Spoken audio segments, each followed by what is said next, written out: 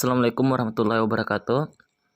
Kenalin, gue Alvin Adi Putra, sedang menempuh pendidikan sarjana kedokteran dan bedah di Tiongkok Selatan, atau kita sebut sebagai MBBS.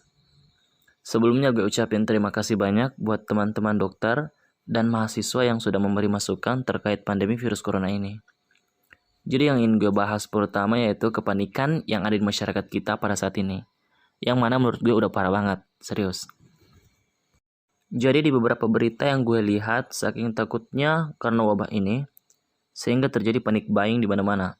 Salah satunya yaitu sampai terjadi kelangkaan stok APD, yang seharusnya itu buat para tenaga medis, malah diborong habis oleh beberapa oknum yang melihat ini sebagai lahan bisnis.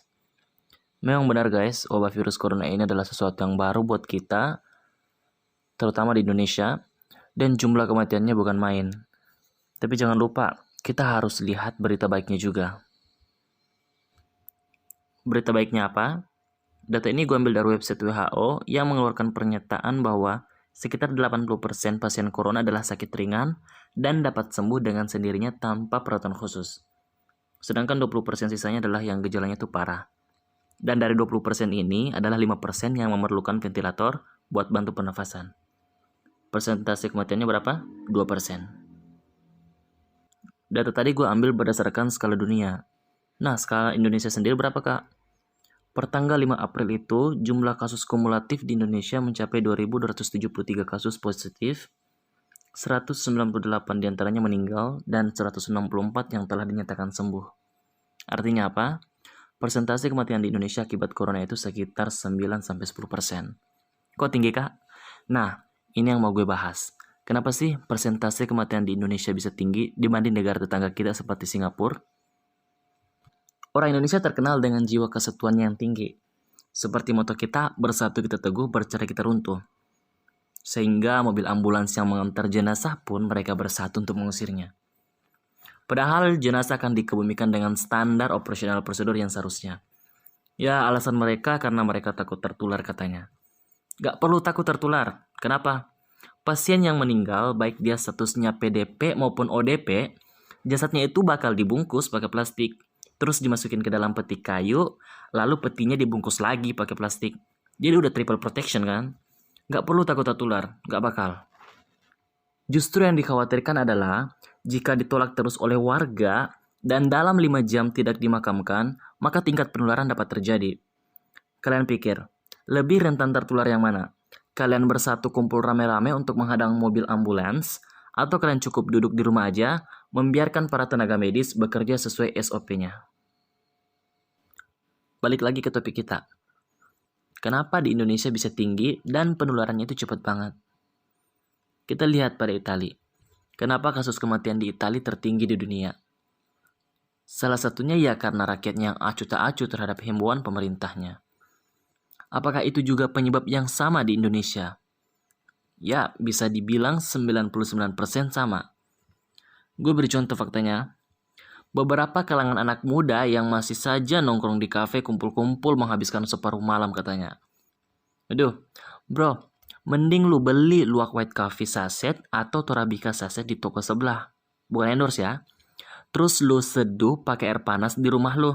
Aman kan? Lu sehat, keluarga lu sehat. Lu selamat, keluarga lu juga selamat. Gue tahu, mungkin nongkrong di kafe itu udah jadi bagian hidup kalian. Tapi tolong, waktunya tuh nggak tepat. Ibarat gini, pemerintah sedang berupaya membangun tembok buat si corona ini, lu nya malah buka pintu selebar-lebarnya dan ucapin selamat datang. Nggak lucu kan? Jadi please, untuk sekarang, tahan dulu buat nongkrong di kafenya. Sebenarnya bukan kafe aja sih, intinya hindari kegiatan yang mengundang keramaian. Pernah lihat kurva ini nggak?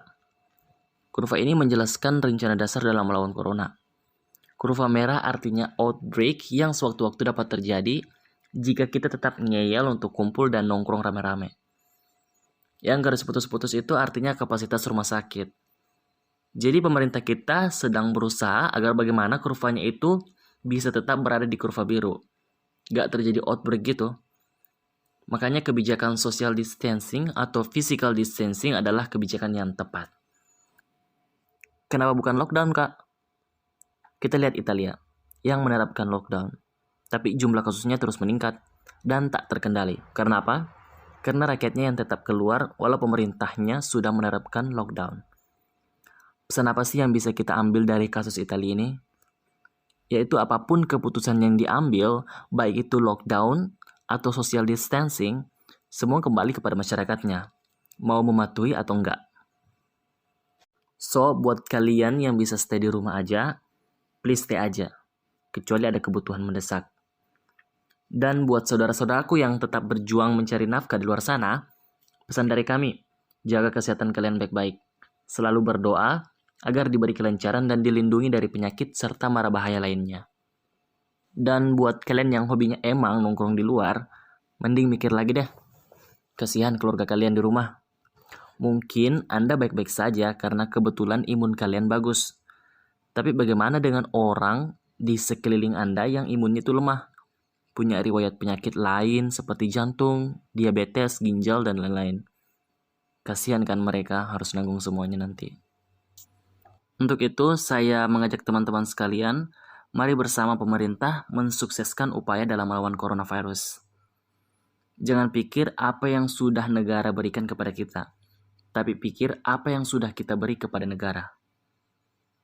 Kalau kalian gak suka dengan pemimpin sekarang karena perang politik kemarin atau karena emang gak suka dari sananya, ayo kubur dulu untuk sementara tidak sukanya itu. Nantilah kalau pandemi ini sudah berakhir, baru kita hukum pemimpin yang gak bijak dalam mengambil keputusan. Sekarang bukan waktunya. Waktunya sekarang untuk kita selesaikan bersama wabah ini dengan mengikuti arahan dan himbauan dari pemerintah. Oke? Itu aja dari gue. Stay healthy guys.